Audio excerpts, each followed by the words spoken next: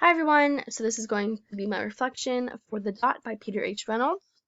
From the book, I took away that students are going to express self-doubt in themselves because everyone does. There have been so many times when I have told myself that I wasn't good enough at a certain subject or not active enough, but that never really stopped me.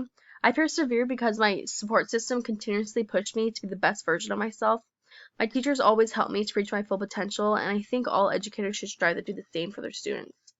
Children are definitely easily influenced, and encouraging them to try and do their best will increase their self-confidence and self-esteem. As seen in the book, a little encouragement can go a long way. In turn, students can challenge themselves to become even better by working harder. The girl in the book was given the confidence to take risks and grow. Similarly, in my future classroom, I will push my students to be the best they can be and reach their full potential by supporting them in any way I can.